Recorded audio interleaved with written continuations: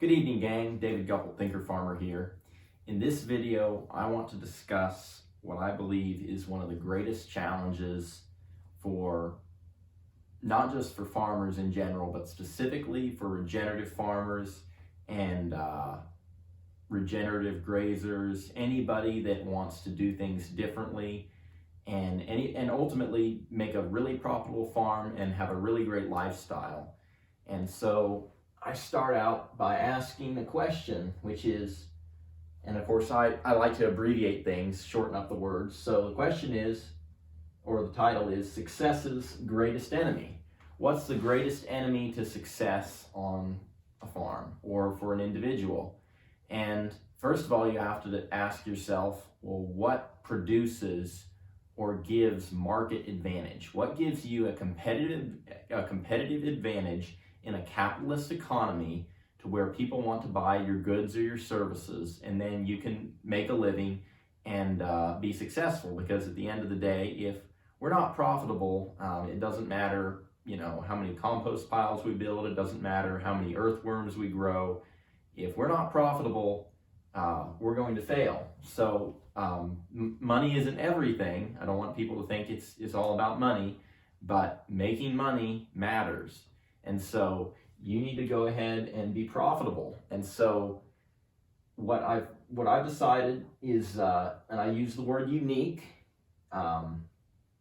There's other words you could use, but the person that has a unique individual message or story or identity to tell and share with other people, the person that has a way to differentiate themselves in the marketplace, which at this point, in some cases, you're competing on a global level. I mean, depending on what you're doing, you may just be competing with your, local area, but more and more with the advent of the internet and with transportation and,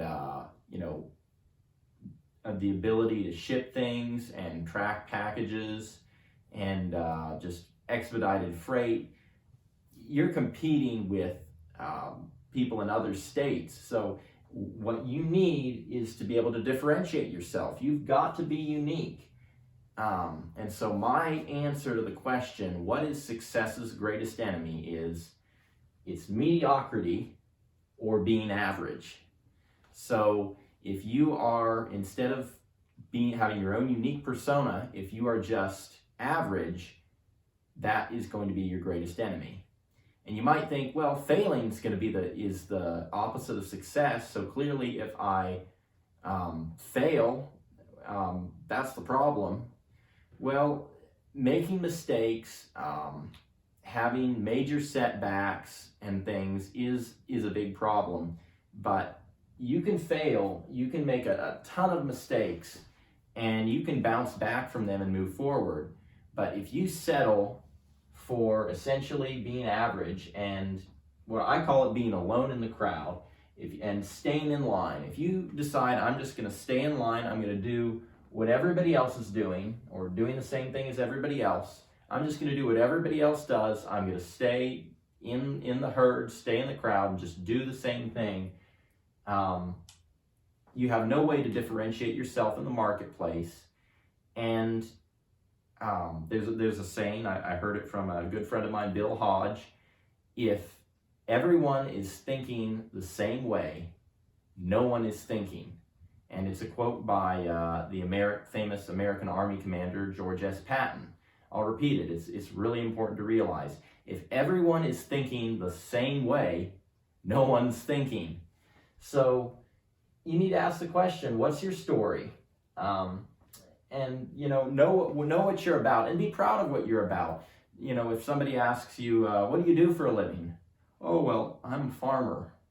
Well, if you're ashamed of what you do, if you're not proud of who you are and what you know, and if you're not putting together a plan or a goal or something that's different from what everybody else is doing, you're done for.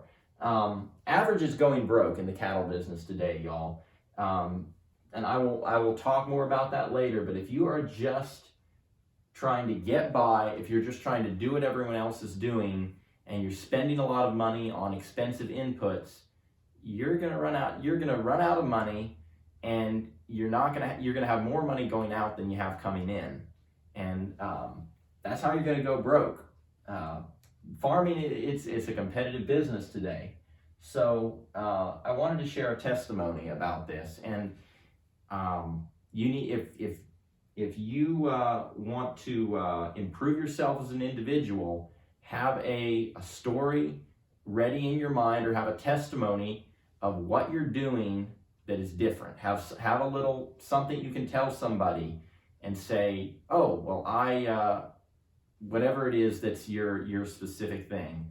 I only, I'm only doing grass-based. I don't feed any hay, or I only do, I move my animals every single day. Maybe that's what you want to make your unique thing. Or my cows are super docile. Whatever is your unique persona or thing that you decide on, that's what you need to share.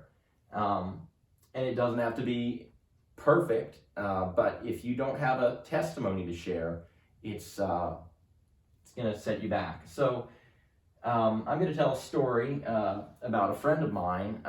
He's actually Cap's grandson, and he's a young, hardworking guy, and a number of years back, really industrious friend, and he started working, doing construction work, and his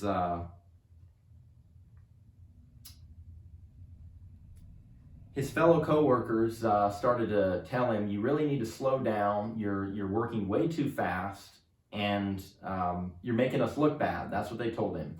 And Cap, his grandson, he grew up with Cap working on the farm. He firmly believed in excellence. He was a go-getter, and so he's just trying to do his level best job. He wasn't trying to make anyone look bad, but he felt bad about what they told him, and so he went back to Cap and said, Cap, he called him Pawpaw. He said, Pawpaw, they're making me look, they tell me at work I'm making them look bad. And Cap said, you go back to work and you tell them they're making themselves look bad.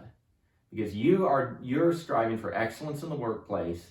You're not thinking about what you're getting, you're not thinking about the fact that you're getting paid by the hour. You're emphasizing getting as much work done. That's what you should be doing.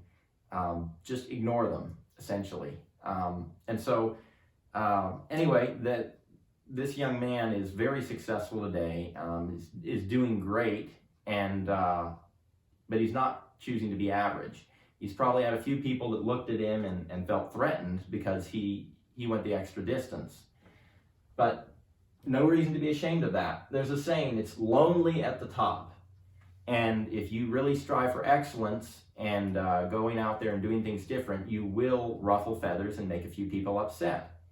So, but that's okay. But the reality is, if you are so concerned about staying in a group or staying in a comfort zone, you're going to end up settling for peers instead of finding real friends, because peers are often not concerned about revealing who they really are and really sharing life with other people.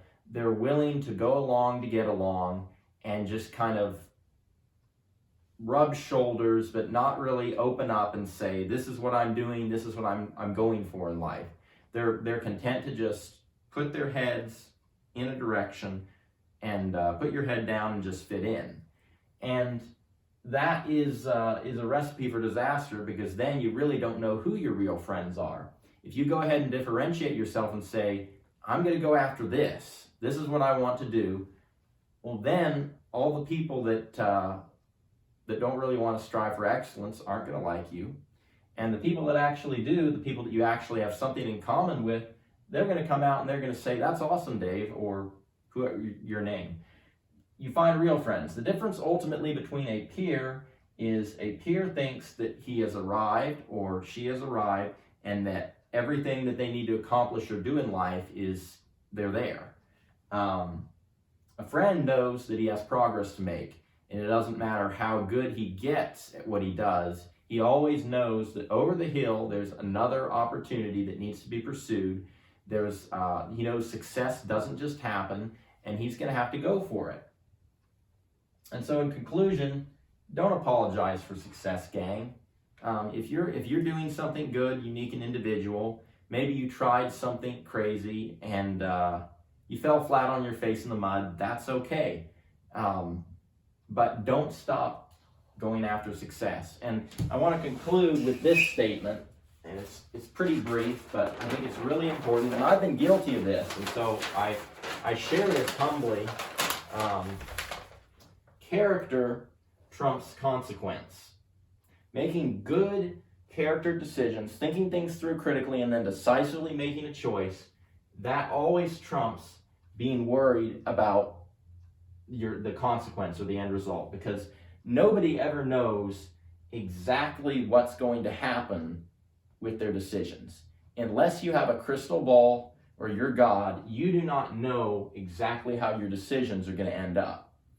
But you know what is, and you know what's right, you know what the best decision forward is, and if you stop thinking about all the what ifs of what will go wrong, you'll just make the best decision, and that's going to trump consequence. So anyway, that's probably enough for one YouTube video. I'm going to share in another video some things to watch out for that are average things. Blessings for the journey, gang, and keep it real.